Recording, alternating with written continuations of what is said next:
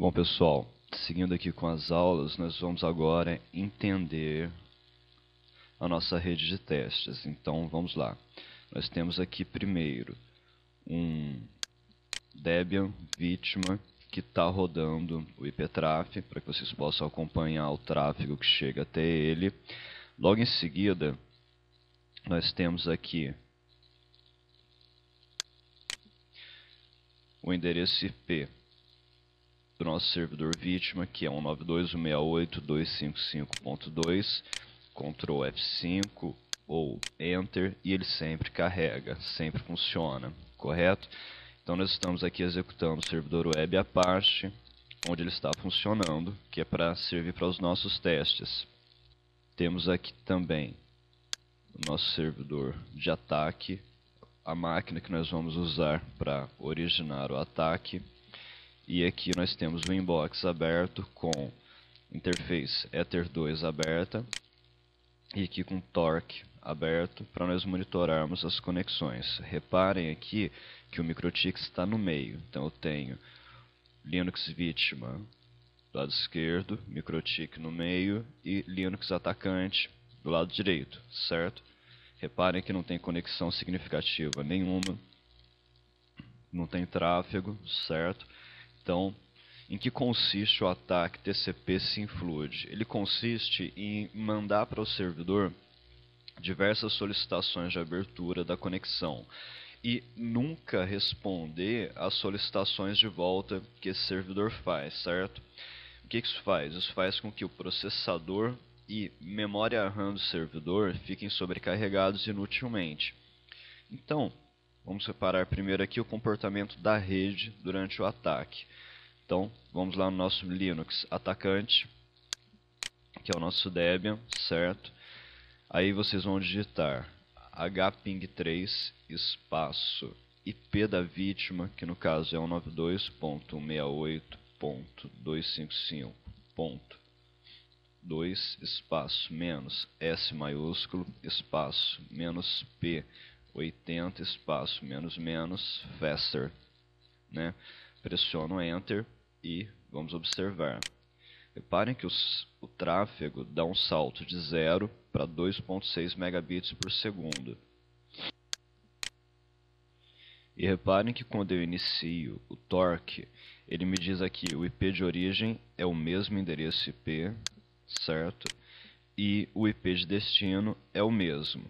Olha a quantidade de pacotes. Então são quase 6.000 pacotes do tipo SYN sendo enviados ao nosso servidor, né? Isso faz com que ele fique sobrecarregado. Então, tendo observado aqui tanto tráfego, que apesar de alto, 2 megabits de tráfego inútil não é o suficiente para derrubar um servidor, correto? Mas nós temos aqui diversas solicitações. Vamos agora tentar acessar a página. Então eu vou clicar aqui e vou pressionar Enter. Reparem que ele já fica pensando bem devagarinho e não vai. E aí, conforme vocês aguardam, ele já vai exibir para a gente que essa página não está disponível. Então vejam bem, nós não derrubamos o link desse site, nós não derrubamos o servidor, nós só causamos a indisponibilidade do serviço por meio da ocupação de todas as conexões que o Apache disponibiliza, certo? Vamos voltar aqui no nosso MikroTik, Start Torque, e temos lá todas as nossas conexões sem resposta. Olha aqui que não tem taxa de transferência, é tudo zero. Vamos voltar aqui no nosso Linux atacante. Vamos Ctrl C para parar o ataque. Perfeito. Com o ataque parado, nós voltamos aqui no MikroTik, onde nós não temos mais conexões, exceto a do próprio inbox, e o tráfego caiu de 2.5 megabits para alguns bytes remanescentes que podem aparecer aqui ainda. Então 1K Tendo analisado a parte 1 do ataque, eu vou clicar aqui com o botão direito, adicionar CPU, botão direito, adicionar memória. Lembra vocês que o ataque não está sendo disparado contra o próprio microtik, ele está só passando pelo microtik, correto? Então olha só o uso da CPU, 0% e não muda muito disso. Vamos novamente disparar aquele mesmo ataque. Então Ctrl L, setinha para cima, hping 3, IP da vítima, "-S para os pacotes do tipo SYN, "-P, porta 80, "-, faster, enter. Vamos voltar aqui no microtik. Reparem que o uso de memória não subiu muito, até caiu, para falar a verdade, e o uso do processador chegou a quase 100%. Então, se eu disparasse esse ataque contra o próprio microtik, vocês podem fazer aí para testes, né? Vocês teriam o microtik super carregado e o processador sobrecarregado. Então, isso faria com que ele ficasse lento para atender os clientes autênticos, os clientes de verdade. Novamente, nosso tráfego aqui é baixíssimo, né? Saindo aqui 2.6 megabits do microtik e o processamento na faixa de 90%. Pressiono ESC na vítima, vou General Interface Statistics, espero uns segundinhos e aí vocês podem observar aqui o tráfego por segundo que está ocorrendo nessa máquina. Então está saindo 2.6 megabits, passando aliás pelo microtik e chegando aqui 2 megabits somente. Como eu estou executando em rede local, então eu tenho 100 megabits. E reparem que com 2 megabits de tráfego do tipo TCP SYNFlood, já é o suficiente para disponibilizar o serviço. E não há o que fazer. Você pode recarregar a página, Ctrl L para limpar a tela, e aí o comando que vocês vão utilizar agora, ele é bem mais sofisticado. Então vocês podem usar hping, espaço, endereço IP da vítima, espaço, "-S, espaço, "-P, 80, espaço, "-, flood, espaço, "-, rand, source, enter. Então, retornando aqui ao nosso microtik, vejam o seguinte, nós dobramos o tráfego com o parâmetro "-, flood, né? E dobramos também o número de pacotes. Antes era algo em torno de 5.000 pacotes, agora são 11.000 pacotes. Reparem que em situações normais nós temos um tráfego alto, 50, 60, 100 megabits no provedor.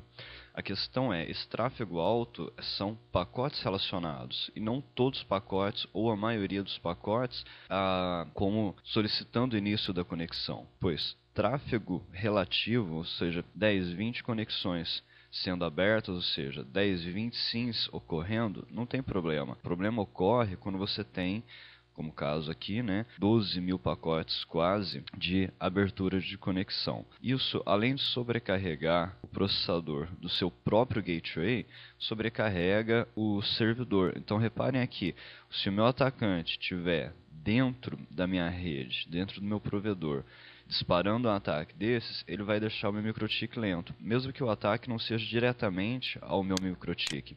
Isso porque ele está sobrecarregando o processamento do meu gateway, que é o microtik, certo? Seguindo aqui um pouquinho mais para frente, aqui no nosso Linux vítima, para vocês observarem que está chegando aqui 4 megabits. É muito pouco, porque a maioria das pessoas hoje tem links grandes, certo? Vamos voltar aqui no nosso atacante e vamos parar o ataque. Então, Ctrl C, e vamos fazer uma revisão sobre o que nós vimos. Hping, Ctrl L para limpar a tela. Então, o hping, ele é o comando usado para gerar os ataques. Próximo parâmetro, 192.168.255.2 é o endereço IP da vítima. Esse endereço IP pode ser tanto o endereço IP de um site, como o endereço IP de um microtik, certo? Espaço "-S" maiúsculo é para ele mandar os pacotes do tipo sincronize, ou seja, o início do aperto de mão TCP/IP que nós vimos.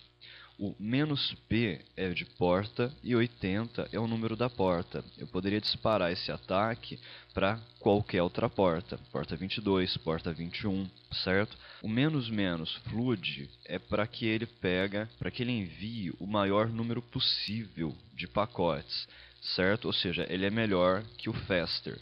Então, se você tiver um servidor web, como no caso do exemplo, onde o número de conexões simultâneas seja muito alto, o "-faster não vai ter um grande resultado. Então, usem "-fluid. E o "-rand-source serve para ele randomizar, gerar pacotes com endereços IP de origem falsos. Isso é para dificultar o bloqueio. Ou seja, se você não usar o "-rand-source", ele vai gerar os inícios de conexão com o mesmo endereço IP de origem. Esse endereço IP pode ser bloqueado. Então, se você bloquear as conexões para um determinado endereço IP, o ataque sem flood acaba. No entanto, se vocês utilizarem aqui o "-rand-source", vocês inviabilizam qualquer tipo de proteção, certo? Isso porque você não tem como bloquear a quantidade de IPs que ele gera aleatoriamente. Agora eu vou exemplificar aqui para vocês como efetuar ataques contra dispositivos genéricos. Então reparem que eu disparei o ataque aqui contra um servidor web e que a função desse ataque é sobrecarregar o equipamento, ou seja, processador e memória. Então eu poderia usar aqui, no caso, o meu access point 10.0.0.1, certo? "-s" mesmo, "-p22", a porta do SSH, "-flood", "-rand-source", Enter. E Ctrl C aqui para finalizar o ataque, Ctrl L para limpar a tela. Funciona da seguinte forma: é hping3, endereço IP da vítima, "-s" maiúsculo, "-p" a porta. Então eu coloquei aqui a porta 22, porque o meu access point é acessível via SSH. "-flood", para ele mandar o maior número possível de inícios de conexão, "-rand-source". Lembra vocês que os access point, eles têm um processador bem limitado e pouquíssima memória RAM. Então é muito fácil tirar esses aparelhos do ar por meio desse ataque. Então, em um caso hipotético, você quer derrubar a internet de um determinado escritório ou empresa, você só tem que descobrir o endereço IP do access point deles, do roteador deles, e disparar o ataque sem flood contra ele. Lembro a vocês que isso pode ser algum crime, então não façam. Então, além de derrubar sites e sobrecarregar link de provedores, vocês podem ainda efetuar ataques individuais a empresas. Aí as formas para conseguir o endereço IP desse gateway, desse roteador, desse access point, seja lá o que for, variam. Vocês podem usar engenharia social ou até mesmo alguém de dentro da empresa passando essa informação para vocês, correto? Essa seria então a forma para atacar dispositivos genéricos. Nós temos também a possibilidade de atacar o próprio servidor MikroTik, ocasionando aí a sobrecarga do processador dele, como vocês observaram. Então, para atacar o MikroTik, a única coisa que mudaria aqui seria o endereço IP.